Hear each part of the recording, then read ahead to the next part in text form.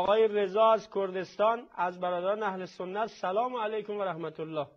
و علیکم السلام و رحمت الله. بفرمایید آقای رضا. حال شما خوبه؟ الحمدلله. سلامت باشی. الحمدلله. شما خوبین؟ ببخشید حاج آقای سوال داشتم. خدمتتون هستیم. ما در خدمتیم.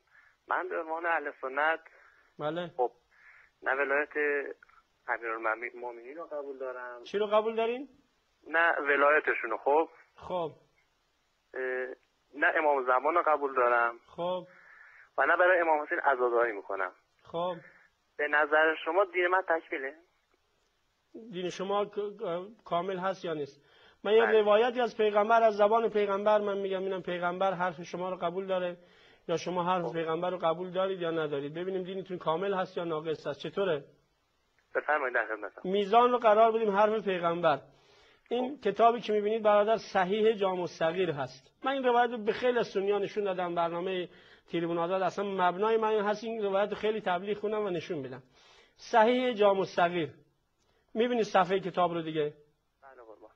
سند روایت در جلد اول از این کتاب المجلد الاول المکتب الاسلامی صفحه 482 صفحه 482 میبینید مشخصات کتاب رو دیگه. بله. روایت 2457 پیغمبر میفرماید انی تارکون فیکم خلیفتین، من در میان شما دو تا خلیفه قرار میدم، یکی کتاب خدا، دو اطرت و اهل بیت من. اطرت و اهل بیت من از هم جدا نمیشوند تا قیام قیامت. روایت هم سندش کاملا صحیحه.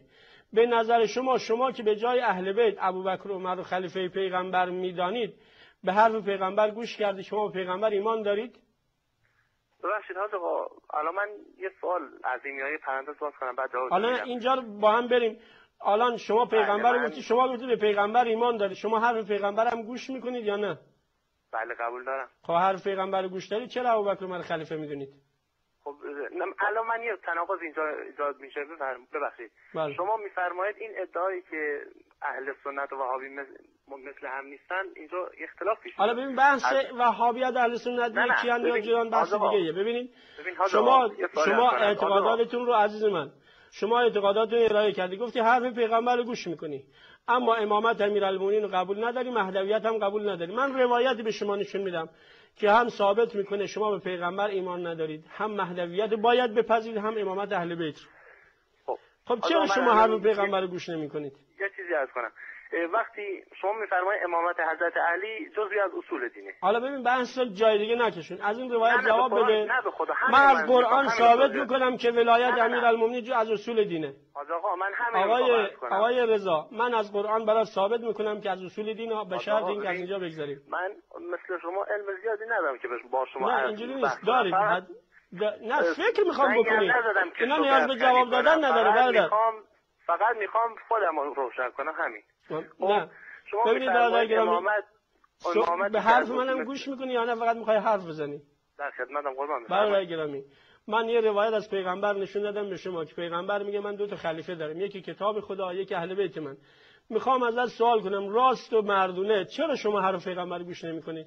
ما چرا گوش نکردیم؟ خب چرا گوش نمیکنید؟ این خلیفه پیغمبر اگه حرف پیغمبر رو گوش میکنی، روایت سندش هم صحیحه، خلیفه پیغمبر باید اهل بیت پیغمبر باشه، نه ابوبکر و عمر.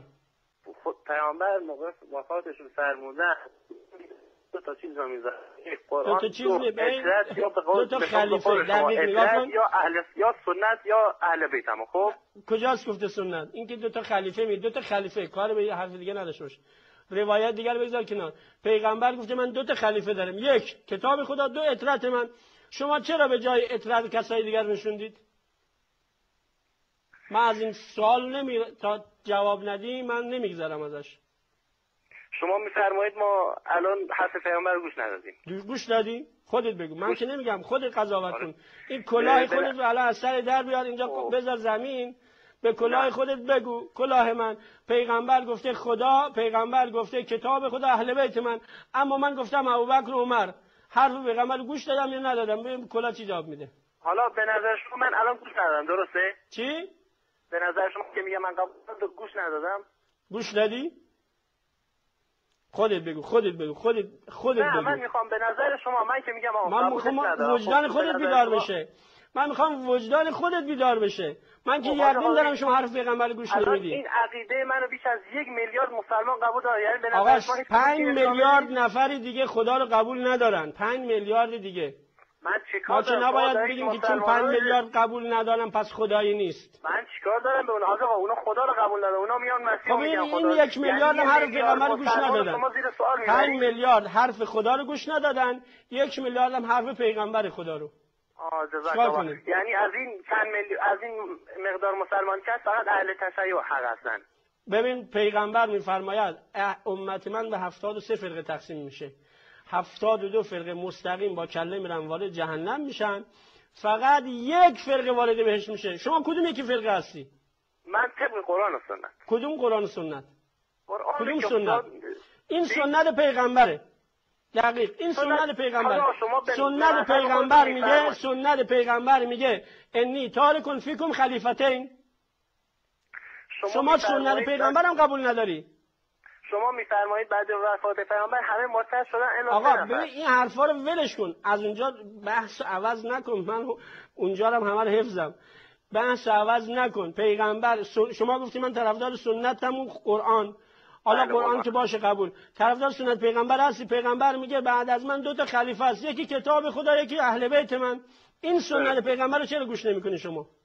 نه اتفاقا هیچ نگفته. گفته من بعد خودم 2 تا چیز میان شما جا میذارم که به هم نریزید. یک قرآن تو اهل، 2 سنت و خب سنت پیغمبر این هست که خلیفه یک از سنت های پیغمبر این هست پیغمبر گفته بعد از من 2 تا خلیفه است، نه ابوبکر و نه عمر و نه عثمان، بلکه عترت من اهل بیت منه. شما چرا این حرفو گوش نمیکنی؟ نه اتفاقا هیچ همین. شما سنت پیغمبر هم عمل نمیکنی. برادر گرامی این کلاه هنوز داره جواب میده، شما حرف کلاه هم گوش نمیکنی. دست شما در نکنه. بله ببخشید مزاحم وقتتون شد. موفق باشی.